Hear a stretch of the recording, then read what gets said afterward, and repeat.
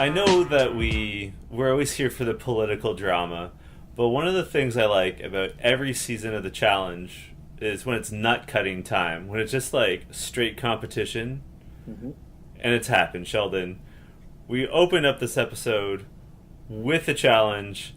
We have another competition. The finals begin. It's all happening. I'm Yep. John Chidley Hill. And as always, I am Sheldon Alexander. And this is You Killed It, the podcast about the challenge. Like I was saying off the top, we just hopped straight into the next challenge after last week's episode. We just get right back to it. Yeah, and I mean, I keep wondering how close these challenges are to each other. Do you know what I mean? Like, is there a bit of rest? You know what I mean? Like, I just wonder how much they've gotten to rest in between these challenges, because they don't seem to be very easy, if that makes sense. Especially when you add in the elimination. It takes a physical toll. I do think that there was some time between the previous challenge, or at least when they did the confessionals, because Natalie's chin situation has healed up somewhat. Like to mark time, her face is healed. So that's progress. Yeah, I mean, it was pretty cool right off the bat I think, like, if you're trying to show someone new, like, a challenge episode and get them into the show, it'd be episodes like this. Yeah, because there is enough house stuff, right? Like, obviously we got to see some of the Pauly and Natalie shit, which I really don't care about at all. But you got to see a little bit of the house sort of shenanigans, but for the majority of this episode, it's just all challenges, and pretty good challenges, I think, too. Yeah, whenever I try to get people into the show, I like to show, like, I focus on how absurd and dangerous the challenges are. Yeah. And this is a perfect one, right? Where they have to do trivia, and if they get a question wrong, they have to walk through, they kept calling it a copper wall, but it's, a bunch of electrical wires with high voltage going through them. And also, if they get an answer correct, they can send another team through. And obviously, last team standing wins. So, I love trivia in general. And to me, it was nice to see the trivia usually is over a body of water, right? Like the classic height over water challenge competition. So, like, I liked that there was a bit of a twist. And this would have been made so much worse by the fact that it was cold and raining. Like, there's no avoiding those shocks, right? Like, if you're covered in water. I kept wondering, is this safe? Like, obviously they're doing it, right? But especially once it started raining, I was like, is this safe? Like, I wonder, and then, I mean, we'll get to it, obviously, but especially how it ended. I was kind of like, did they just kind of want to wrap this up? Do you know what I mean? Yeah. Well, but we'll get to I was a little frustrated that there was a montage, like, 2/3 of the way through this challenge. Like, because I like hearing the trivia questions and hearing how, like, I'm always intrigued to see who knows their stuff and who does not know their stuff. Right off the bat, right? Pauly and Natalie, how many donuts in a baker's dozen? Oh. And Natalie says 6. I mean, I was kind of like... And then she says, people are going to think I'm an idiot. It's like, I mean, you said it. Nobody forced you to say 6. And she's like, I thought a dozen was 6. Oh, I would have forgiven her if she said 12. Yeah. Because, like... 12 versus 13 and like a baker's dozen, like, it's sort of the joke is that it's not an accurate dozen, and like in the heat of the moment I could understand, but just that she was so off. See, brutal. I've always known that too, because as a kid, I don't know if it was on this podcast we talked about this, but as a kid there was this like mom and pop donut shop right by our like elementary school, like in grade 7 and 8. And we would always get day-old donuts. for like so cheap. Like that was their thing. Because we didn't have money. Obviously, we're little kids. We have no money. We're poor, and so just getting food like that was a deal of the century. Day old donuts that were was like huge. Oh yeah. So we were always familiar with the baker's dozen of day old donuts. Oh, outstanding. Clearly, Natalie did not have that. No, she missed out on that childhood experience. What other questions stood out to you in this whole thing? Because I think, like, for the most part, it was pretty straightforward, but it also kind of, the thing that stood out to me, like, I was going to say it was pretty straightforward because there wasn't really much of a strategy in terms of people focusing to send their shots towards any particular team. Like, it seemed to be kind of well-rounded and spaced out. Yeah. Well, it was, what really set the tone for that was when Hunter and Ashley put Kara and Marie through instead of Bananas and Tony. Yeah, I was wondering about that. I was very confused by that, but I'll get to that later. I'm going to make a note on that because I think it all comes around full circle. But because I was thrown off by that in the moment. But then when I saw how everything played out, I was kind of like, was this a setup? Oh, right? Like when we get to the votes. But we'll get back to that. To get back to your question, the questions I liked that Natalie not only had never heard of Theresa May, but did not know what a prime minister was. Yeah, I mean, I thought she'd at least throw out Boris. I thought Boris was, you know what I mean? Like, I thought, like, if you were just going to throw, like, if you didn't know, right? Yeah. Like, you're not familiar with politics or whatever, but at least I thought he was a character that she might have. Do you know what I'm saying? Yeah. She might have at least, I don't know. I must admit, I would not have known that Kim Kardashian has been married 3 times. I would have gotten twice. See, unfortunately, I would have known that. I'm not proud to admit it, but I was like, yeah, this is a trick question because it's 3 times. She was married before the Ray J sex tape, meaning before we knew who she was. She was married before then? Yeah. She was so young during the Ray J era. I feel like I mean, I'd have to look it up, which I don't want to look it up, but I'm pretty sure she was married before the Ray J sex tape. Because from the Ray J sex tape, she went right to, being Kim Kardashian. And she was married before we knew who Kim Kardashian was. I feel like she was married to, like, some producer or some shit. Damon Thomas. Yeah. I'm looking like a movie producer or some shit like that? I don't know. He doesn't even have a Wikipedia page. That's all you need to know. Well, that's just Kris Jenner wiping him from the existence. Oh, no, wait, he does. Right? He is part of the R&B pop production team called The Underdogs with Harvey Mason Jr. He worked on a Babyface. He's worked with Babyface, and they worked on a Drew Hill song, These Are the Times. Okay. And Pink's Most Girls. Okay. I gotta say I'm not super familiar. Well, I knew that he was a producer. I didn't really know, like, details or anything like that, but yeah. Unfortunately, I was well aware of the trick question that the Kim Kardashian topic was. Also, too, I'd like to say, Marie, you're a girl. Shout out to you, Marie. But I was disappointed in the not knowing that Canadians drive on the same side of the road as Americans do. Well, I'm going to defend her. I think that, like, there's so many trick questions. Yeah. That they overthought it and thought that it was going to be like the question, how many months have 28 days? Yes, which was pretty funny. And, like, technically we do drive on both sides of the road. It's just that they were thinking, like, the entire asphalt is used. Oh, like they might have thought that it was like, is their whole place just like one-way streets?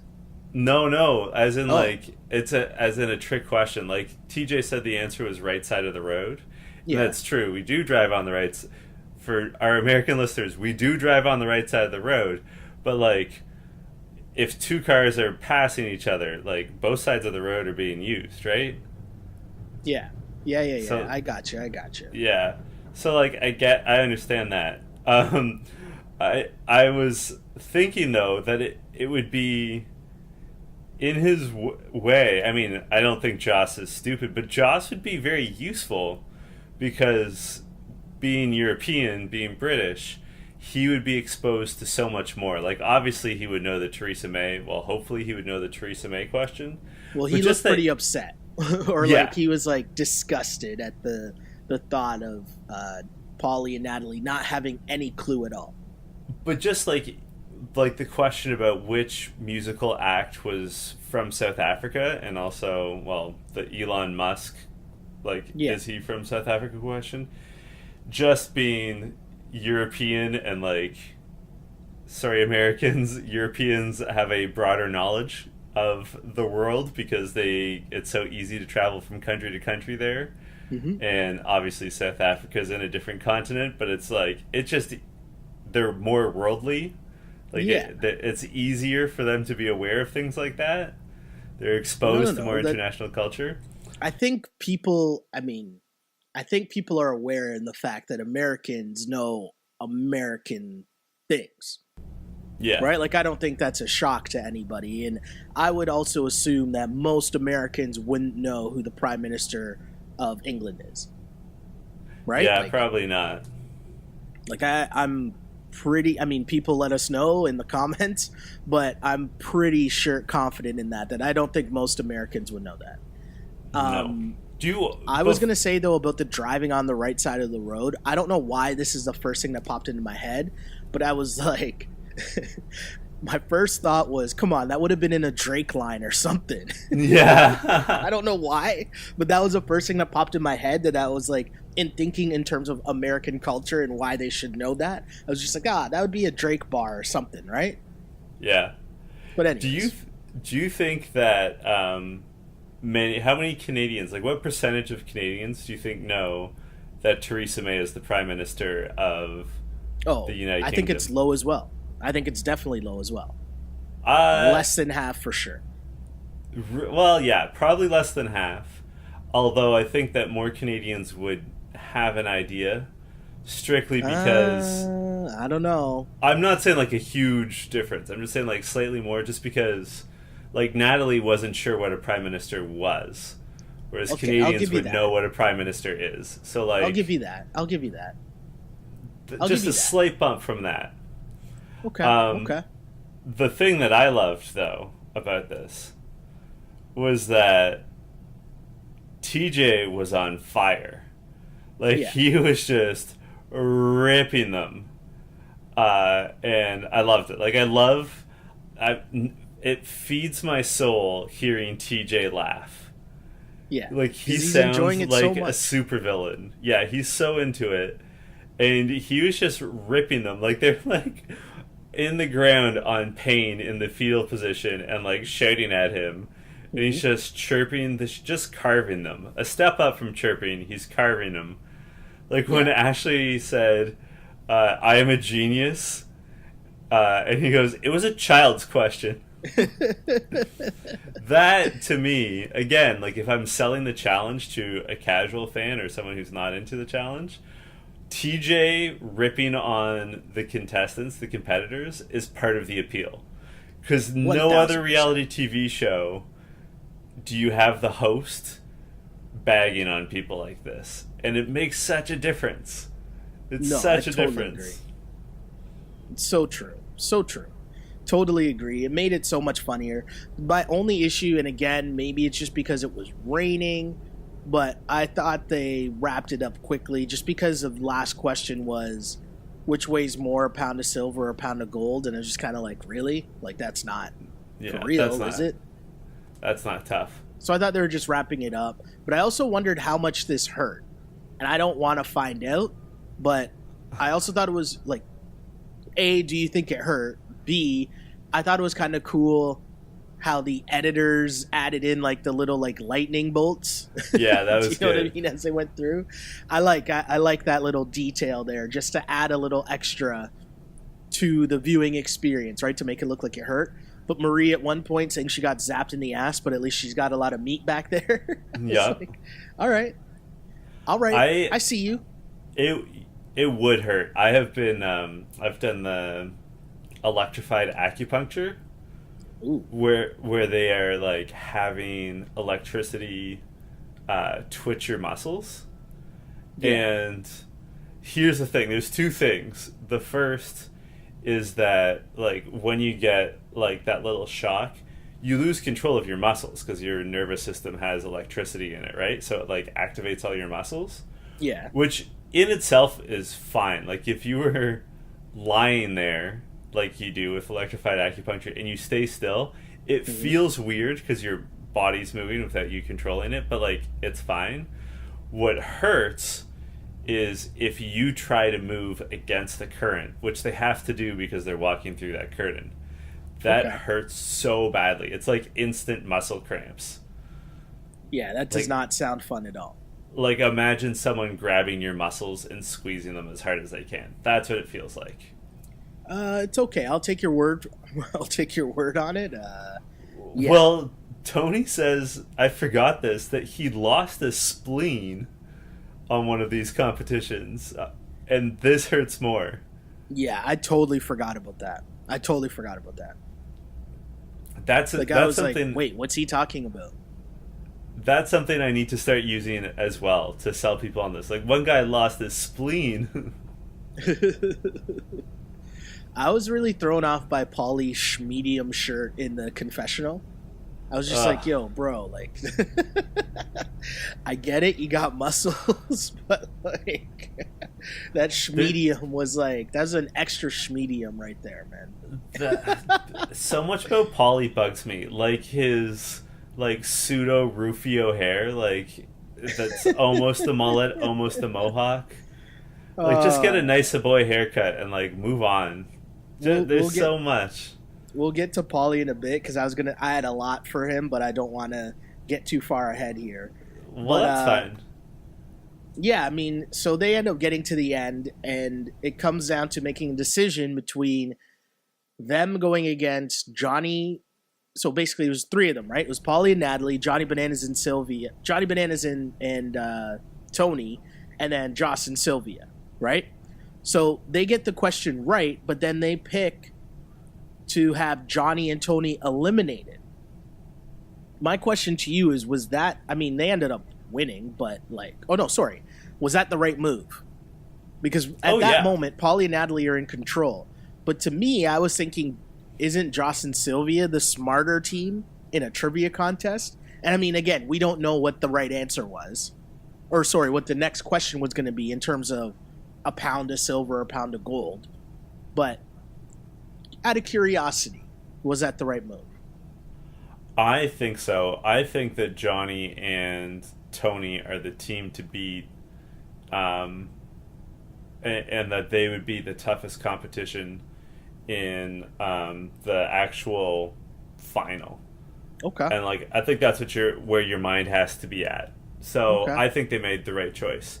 And I was, like Cara and Marie, I was disappointed that Hunter and Ashley didn't, from the jump, go after Tony and Bananas. To me, it seems very, very obvious that that's what you got to do. Just in terms of long-term thinking.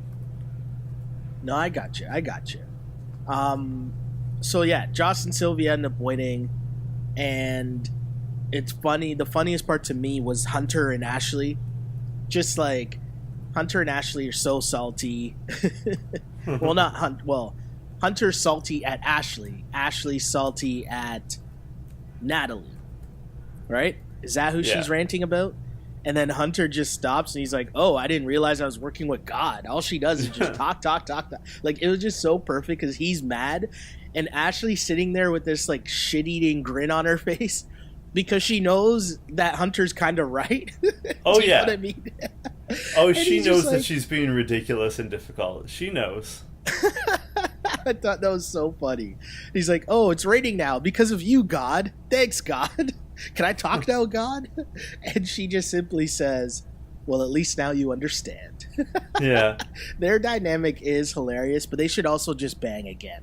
Or did they bang? I don't know. I don't remember. But they should definitely just get it out of the way. again, Oh, if that's the case. Cause, you think there's some tension? Is that what you think's going on?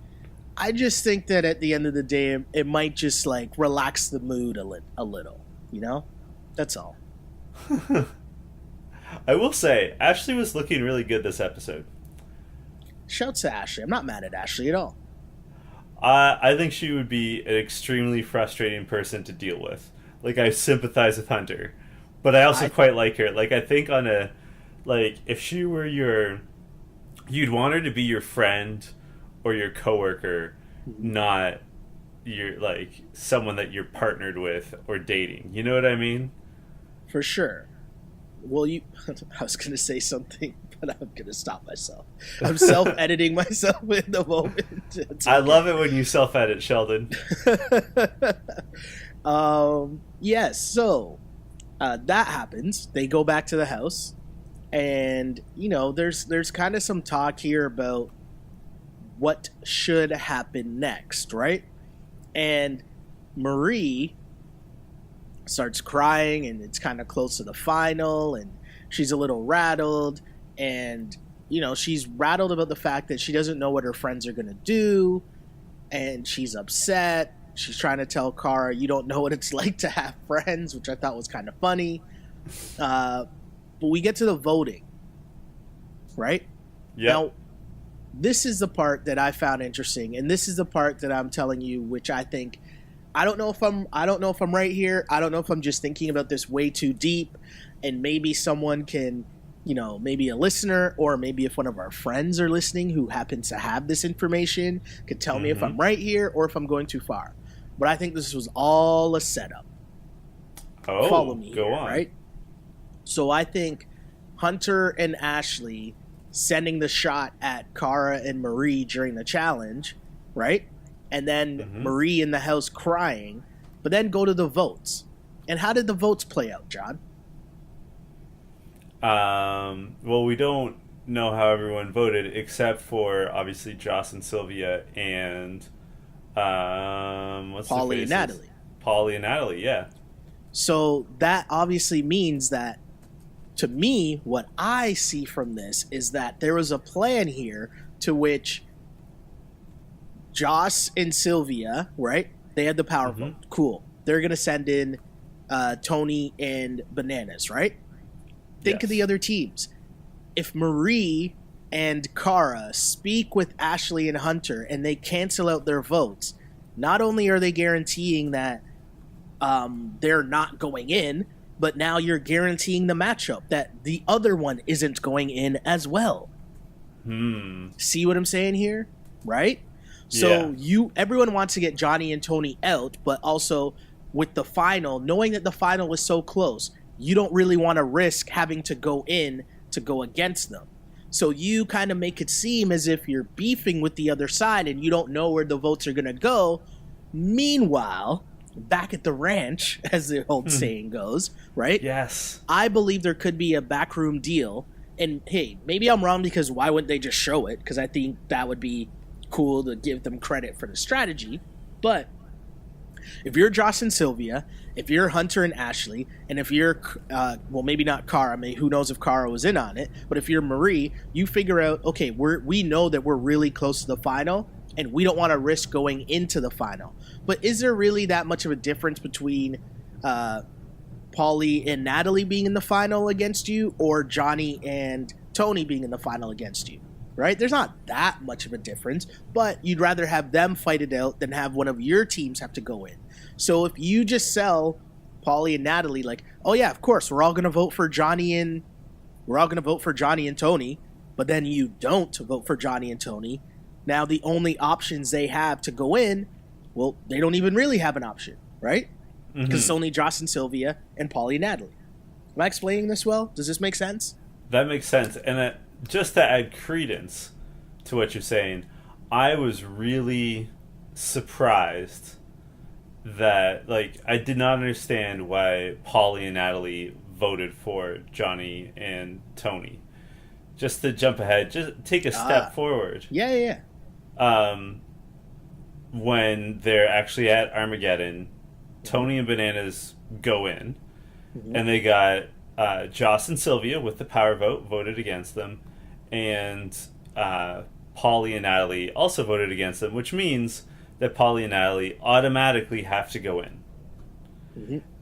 But the thing is, if the other three teams had set it up where they all voted for each other like in a triangle, so only Joss and Sylvia voted for Johnny and Tony, that leaves it up for, Johnny and Tony go in, but it means that Johnny and Tony get to pick who they go against. Exactly.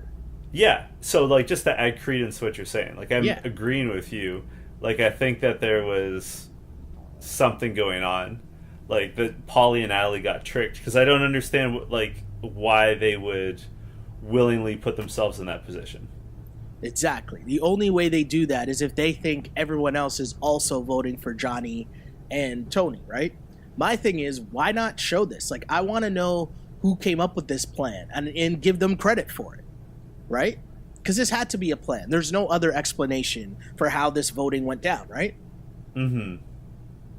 But, and I want to see who came up with this plan and see how it went down, because I'm also assuming that, and I don't know Cara well enough to know that, if she was in on it or not. Would she tell Paulie and Natalie and risk it? So did Marie not tell her about it? Was this just a Marie, Sylvia, and Ashley thing? Do you know what I mean? Like, I want to know who came up with this and give them credit for it. But, yeah that's what I think happened. Again, I don't know, obviously, but I thought that was pretty cool. Yeah, it was interesting, and, on paper, I thought Paulie and Allie were going to lose. I will say, once again, the outcome was spoiled for me because I was working and I have to be on social media for work. Yeah. So I knew who won, but I'm still surprised because the competition was called Milk and Cookies, and it was sort of a two-stage thing. One of your partners had to drink milk and cookies. Drink milk, eat cookies. And it wasn't just any milk, it was mossy milk. It had fermented, it was thick. It was basically spoiled milk. And at the same time, your partner was holding onto a rope over their head that had to stay at a particular distance over their head. And suspended above them was a bucket filled with the mossy milk. And as soon as you stop eating the milk and cookies, that gets a timer going. I was a little confused about the rules of this. The point is, I thought that Bananas and Tony were built for this, because obviously Tony is a beast at eating all food, but especially gross food. And, Bananas has 100 pounds on Natalie. Yeah. And not that she's not athletic. She, was an NFL cheerleader, was a gymnast. Like, she is an athletic person. But in my mind, this was more of a stamina strength kind of thing. Like, you'd be relying so much on your core and your back. Yeah. That I thought the advantage would go to Johnny. But that wasn't the case at all, was it? No, I thought it the other way, right? Like, I just thought it comes down to who's, pound for pound stronger, if that makes sense. Because Johnny has to hold up way more weight, right? Because his arms are going to be heavier than Natalie's arms. That's a fair Also, point. too, I wondered if Natalie does yoga.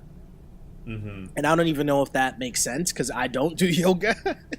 So no, that makes sense. I'm making an assumption here, right? That would lead you to be more flexible, right? And being able to hold that pose for longer. Now, when you get into how long this lasted, right? The 5+ hours, does that, is that just thrown out of the window? I don't know. Another thing I was wondering... 5.5 hours is ridiculous.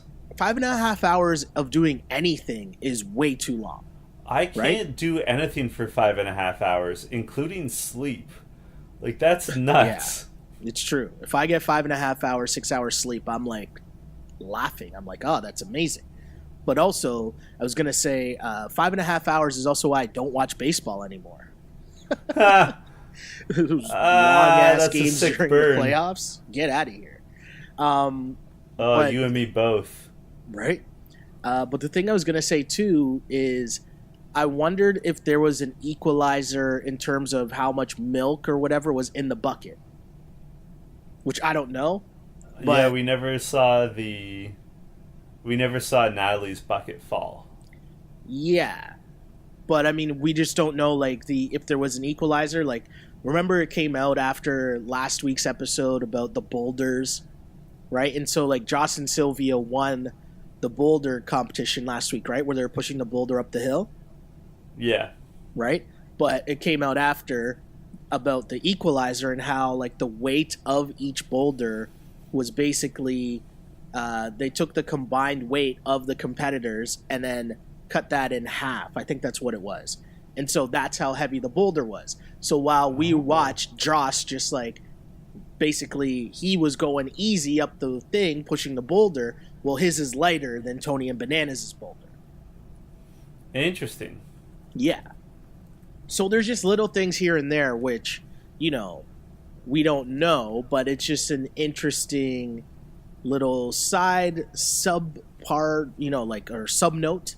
I guess that's the term I'm looking for. Or did I just make that up? I don't know. But you know what I'm trying to say here.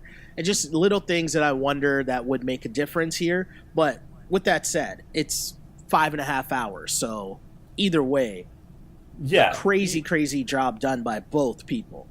Just like, I guess circulation, like how good your circulation is also makes a difference. But just keeping your arms above your head for 5.5 hours would be ridiculous. 1,000%. Yeah, it's so crazy. And, you know, the fact of them having to turn around, right? And like, I don't know, it just looked super hard. And also too, you know, let's not just gloss over, like, that milk was disgusting. Right? Yeah. Like, there's no way I'd be able to do that. I mean, I'd like to think that for $1 million I would toughen up and like give it a good go, but that was disgusting. Which would you rather do? Would you rather eat the food or hold up the bucket? Hold up the bucket. Yeah, Me I'd too. rather hold up the bucket. I'm not trying to drink that milk. I don't know if I could put that in my mouth. Part of the problem is, and this gets glossed over, is that everyone was talking about how gross the milk was. Mm-hmm. Even if it was regular good milk, like standard 2%, Yeah. the human stomach can't hold that much volume. Like, if you looked at how many glasses there were, like, it's the classic challenge of, like, drink a liter of milk in an hour or whatever. Yeah, Drink a gallon of milk in a liter in an hour. Your stomach just can't hold that much volume. And that's assuming that their stomachs were completely empty. And, like, I don't know what their pregame routine is, but, like, you'd have to think not going into competition, going to the Armageddon, not knowing if they might compete. Most of them have probably eaten something, right? Like, just because they don't know how many calories they're going to need, like, you're not fasting the day of a competition for sure, right? Yeah, it's totally so, like, crazy. They probably have some lunch kicking around in their stomach. So, yeah, it's the volume in it itself would be a problem. Because, hey, trust me, I could eat that many cookies. And if they had just regular milk, I would have thrown it from the volume, but I would have been able to eat all that food, no problem. But the volume would get to you for sure. No, for sure. It's definitely a thing where I don't know how that would go down. All that milk. Like, the other thing it made me wonder about, though, is, okay, we saw them puking and they had the super slow-mo puke montage that they normally do. But I also wondered, like, how are they counting whether you're puking or just spitting out what you drank? I don't think they do. You know what I mean? I think it's just enough to know that it's an unpleasant experience. Do you know what I mean? Because that would be my move. I would just be trying to like make it seem like I'm drinking all this, and then I'd just be fake puking. Yeah, I think that might be my game plan, but I don't know how good my acting of puking skills would be. Well, you know, it'd probably be pretty terrible. This is gonna be so gross, but I think the real tell is the volume which your body expels. Like ultimately, like a mouthful of milk isn't the going to be exit that much. velocity, the Yeah, exit but velocity of the puke. like they had Sticking full with rainbows baseball going. terms that I don't care about. Yeah, they had full rainbows going. I gotta say, I can't like. I don't think you and I have reputations of being particularly pro Johnny Bananas, but I can't fault him for giving up. Like after 5.5 hours. Not at all. Like, and I will say, I wanted them to win. Really? Go on. Yeah. How come? So okay. There's two things here.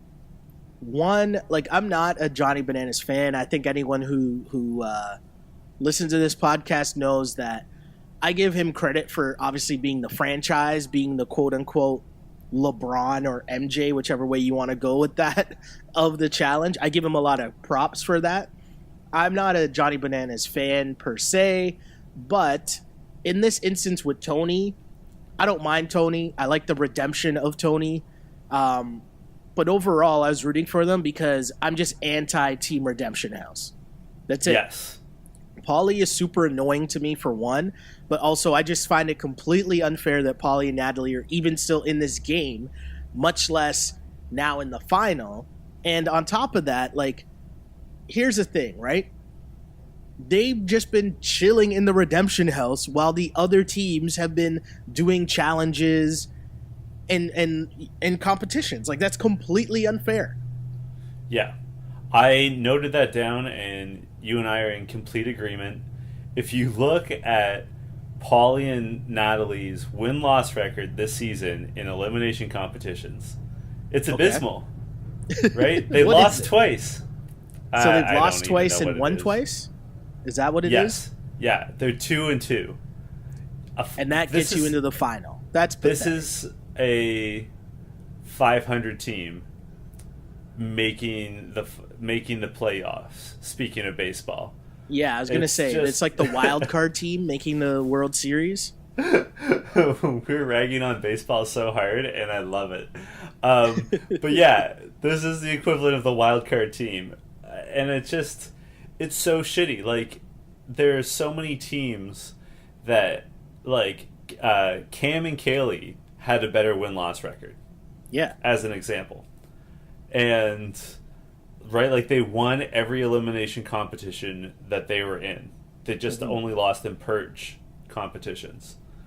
So like I'm not here for it. Like I don't like it, and also on top of that the Redemption House lasted way too long. And on top of that, I find Paulie really obnoxious. Yeah. I don't know what I was going to say earlier. I know there was something early on where, this was it. Yeah, this is exactly what it was going to be. We've arrived. I'm here.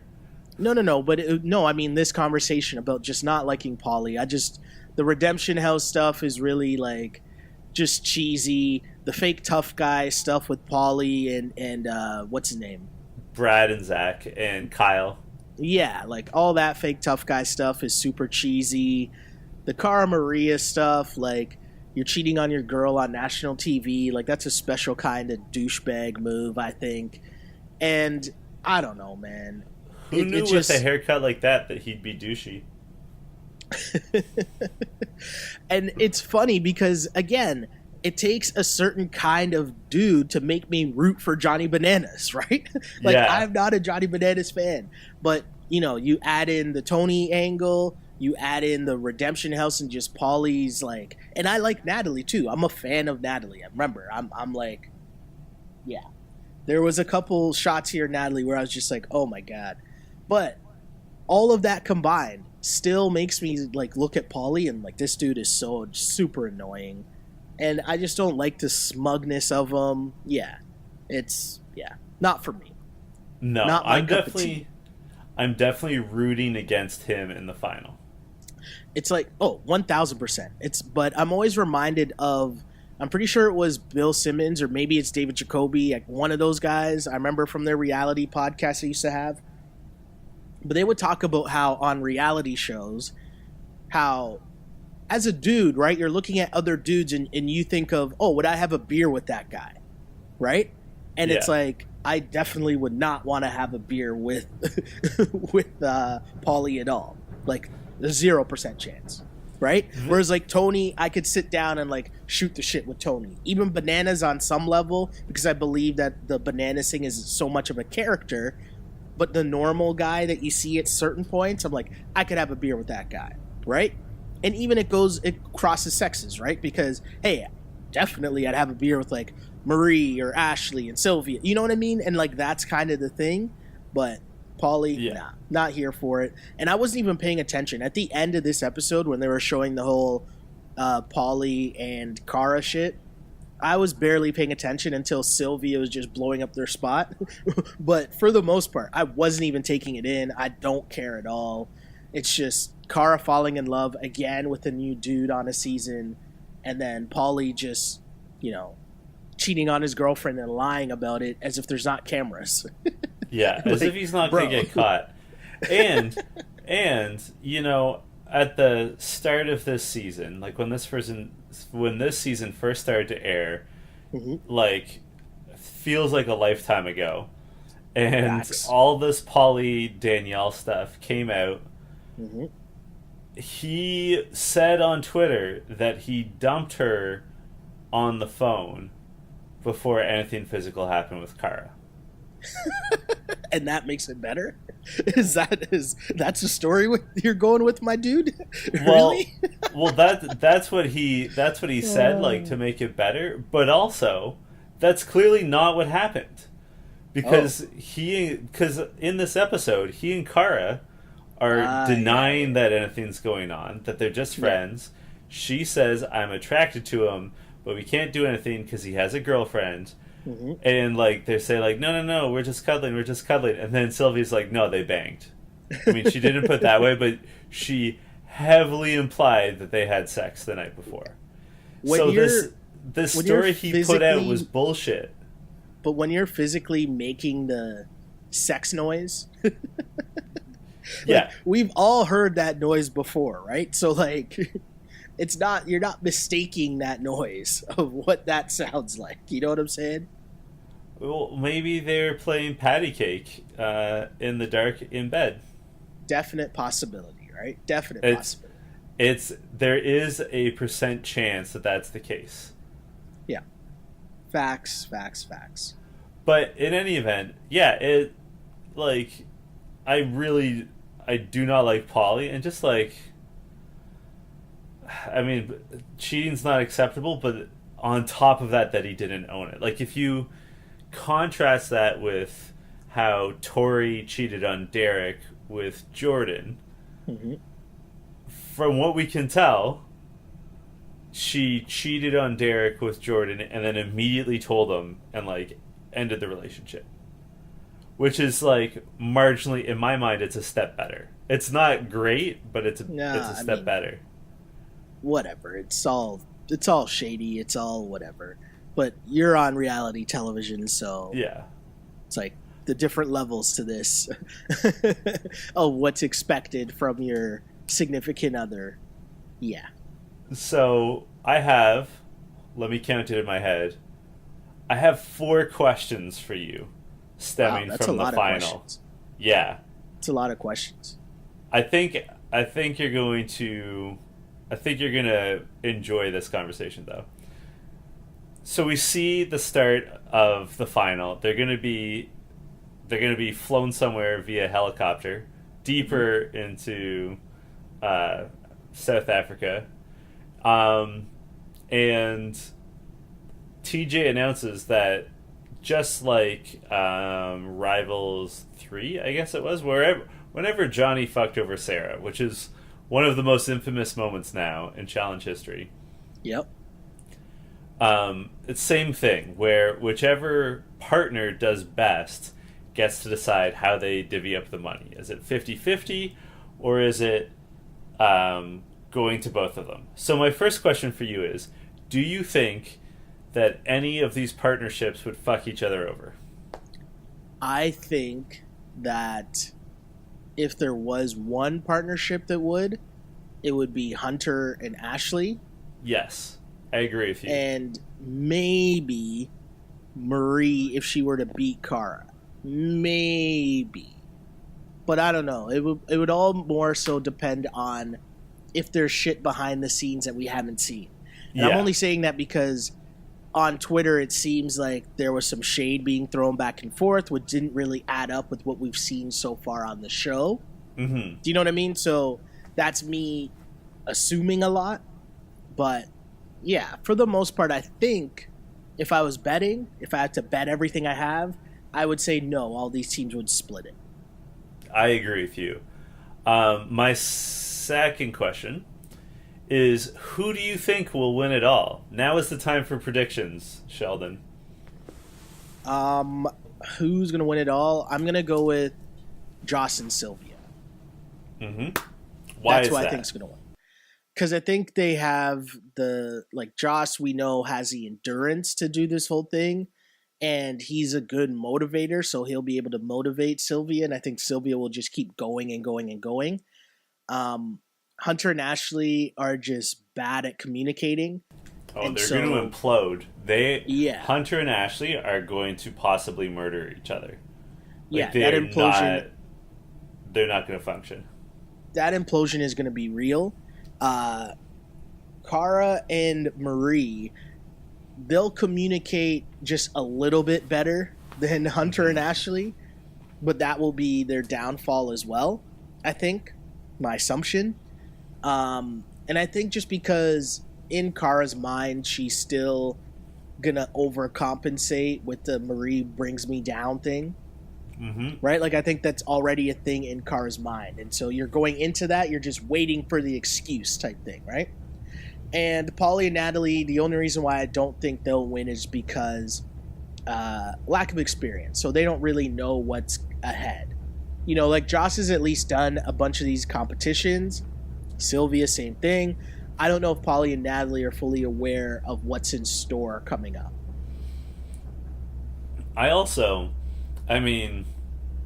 Ball don't lie. Paulie and Natalie are not that good in competitions. Again, we just got over talking about their record. They're not that good. I know Paulie wants to believe that he's like a LeBron James level super athlete, but he's not CT. No. Like, he's going to have his difficulties. And I think that he will, when the pressure's on, I think he'll take it out on Natalie. And we saw that a little bit, that she was crying during the competition. Yeah. I wonder about their mental toughness. Yeah. Interesting. Even when, and like we saw it in the trivia contest on this episode, both Natalie and Ashley were close to their breaking point. Like, there was a point where with both of them, I thought that they were going to quit the competition. If they think that's hard, like, that was a tough half hour, what are they going to do over like the 48-hour competition? Yeah, no, it's very true. It's very, very true. My third question for you, what was your line of the episode? I already said it earlier on, but I got to give it to that. It was that Hunter and Ashley back and forth. Because again, I just feel like that dynamic, there's definitely like tension there. Because it's like they bicker like an old couple. Yep. Right? And like, I just think like that just made me laugh. The whole God, like she thinks she's God, blah, blah, blah. And yeah, I thought that was hilarious. The whole, all she does is talk. I didn't realize I was working with God. Oh, it's raining now, God. Did you make it rain? Thanks, God. Yeah, I thought that was funny. I also liked I like that he apologized to the actual God before going on this rant. Yes. For me, I didn't bring this. I purposely left this in the hopper because I knew this was going to be my line of the episode. When Natalie was struggling with knowing the Prime Minister of the United Kingdom, TJ said, "We're all a little stupider for that answer," which was a callback to the line from Billy Madison, which is one of my favorite movies. And a fun fact for both you and our listeners, you probably know this fact, but that scene in Billy Madison was filmed at our high school. Hey. Bringing it back to Northern, as always. This is half challenge, half Northern secondary school in the late 90s podcast. But yeah, did someone comment on a recent podcast and say shout out to OAC? Yes, that was a thing, right? Yes, it was. I think I remember seeing that in the mentions. Yeah. I wish I could remember who said that. Maybe yeah, I definitely it was cannot. Our longtime listener Rob. I honestly don't remember. Oh, my mentions are just so memory. popular, Sheldon. I won't be able to find it. No, everything's a blur. I'm just not that smart to remember. And finally, my fourth and final question for you is who killed it this week? I'm going to give it to Natalie. I'm not going to be a complete hater. I'm going to give it to Natalie. To do that for 5.5 hours is crazy. To win the challenge on that and secure your spot in the final on that, I'm going to give you credit and say that she killed it. But I'm going to use the rest of this time to talk about Johnny and Tony. Okay, do it. I'm intrigued. So, a couple things here, right? One, Johnny Bananas, as you mentioned before, I'm not going to crush him for losing in that. I think on paper, some people might be like, oh my gosh, you lost to Natalie in that, but I don't really look at it that way. I think that was just a crazy competition where, again, the producers did a really good job in coming up with competitions that were gender neutral for the most part, or at least from the viewer's experience are gender neutral, which is what's most important, right? So I thought I'm not going to knock him for that, but a couple notes here. One, Tony says on Twitter, very tough loss. If this isn't a sign I need a break, I don't know what is. Thank you to everyone who has acknowledged my progress over the last few seasons. It means more than you know. Tony time has been suspended until further notice. Hashtag challenge 32. And on the flip side, Jemmy says, the curse lives on. Mm-hmm. Dun, dun, dun. For those that are unaware, Jemmy claims that Johnny Bananas has been cursed ever since he made that decision to take all of the money from Sarah. So yeah, those are the two things I wanted to make sure that we bring up, even though, yes, Natalie, you did kill it in this episode. In more ways than one. If you know what I'm saying. Hey. I do know. That was a joke, people. Relax. I made it extra cheesy on purpose. Hey. I know that you hate spoilers, so I'm not going to give spoilers. But it is worth noting that season 33 is underway. They've begun filming. Someone I know sent the format. I know some of the people. I know it as well. Someone sent it to me, and I read it. Yeah, but I don't want to talk about it because I think, again, I'm not that smart, so I kind of forgot some of it. So I do know basics, but yeah, I don't want to talk about it. Okay, fair enough. For me, I think the team that killed it, in particular, I'm choosing Joss. Okay. I think he has had a breakout season. And this episode was just another example, right? He was, this is maybe weird to give credit for, but his politics were great because he didn't really play politics, right? Like, he was just like the chill, friendly guy. He let Sylvia get her hands dirty. Mm-hmm. So, like, going forward on future seasons, Joss doesn't have any enemies. Like, I guess Joss and Johnny are enemies. But, like, in terms of, like, if they were to cast another season like Vendettas or Final Reckoning or Rivals, who would Joss's vendetta or rival, or however you want to phrase it, be? Maybe Johnny. Yeah. Maybe. But aside from that, like, he just seems like a nice guy. He was on point in the trivia competition. Mm-hmm.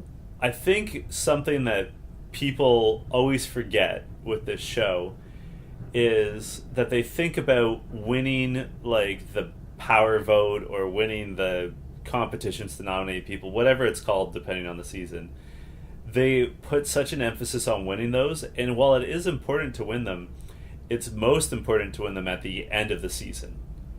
What I'm saying is Joss and Sylvia peaked at the right time. Mm-hmm. Right? Like, they won the last 2 competitions, which is way more important than winning the first 5 competitions, I think. Right? And you and I talk about this all the time, that you kind of just got to keep it low key. Like, keep yourself out, keep your name out of other people's mouths, be chill, avoid the drama, just like keep the target off of your back. Don't give people an excuse to nominate you, and then like turn up the volume in the last 2 or 3 weeks. And that's what Joss and Sylvia have done. And I agree with you. I think they're the favorites to win heading into next week's episode. And it's so rare to see this, but I think Joss, it's so rare to see on the show. I think that Joss is one of the few people we've had who's on this show that's morally upright and good at competitions, right? Like a Landon or what's her name, Evelyn, where like they don't fuck people over, where they're straight shooters, and they can like, Joss could show this show and how he conducted himself, except for maybe banging Amanda in a room filled with other people having sex. But he could show it to his parents and be proud. You know what I mean? Like, he doesn't really have anything super embarrassing going on in his life that he's done on this show. Right? No, I got you. And so, shout-outs to Joss. He's really impressed me this season, and he's kind of funny in a very dry British way. Like, I know they bag on him for being too quiet by moments, but, like, I'd rather be too quiet than on my, like, off the show, you know? Yeah. No, I got you. So, Joss is my choice. Interesting. I like it. Where can the people find you on social media? You can find me on Twitter at Shell Alexander, talking a lot about the Raptors, talking a lot about the NBA. So if you're into that, cool, and if not, I apologize ahead of time. But yes, on Twitter at Shell Alexander, and on Instagram at Sheldon Alexander. And you can find me on Twitter and Instagram at J Chidley Hill. I think I've got some lacrosse stories coming in my future. Got to do some lacrosse stuff. Canada's national sport. But I also need to point out that this is, episode number 94? Mm-hmm. Is that right?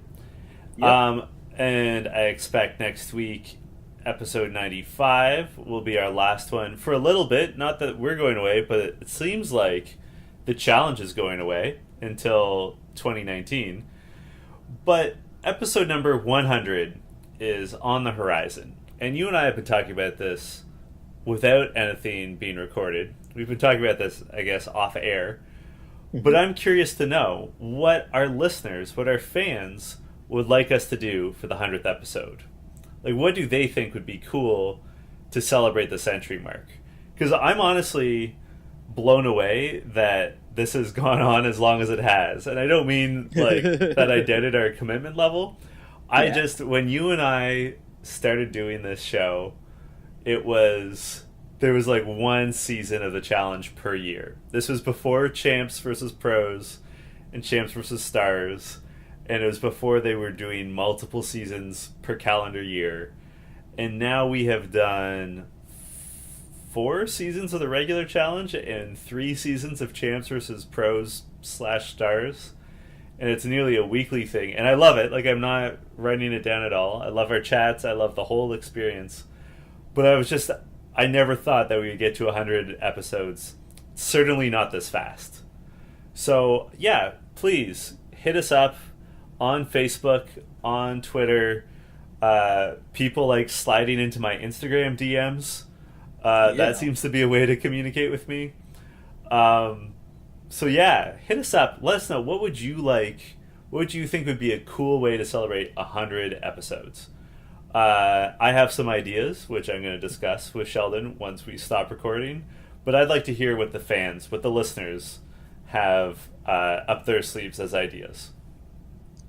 Yeah. I have no idea. Yeah. I have an idea, but still. In any event, until next week, this was You Killed It. You too.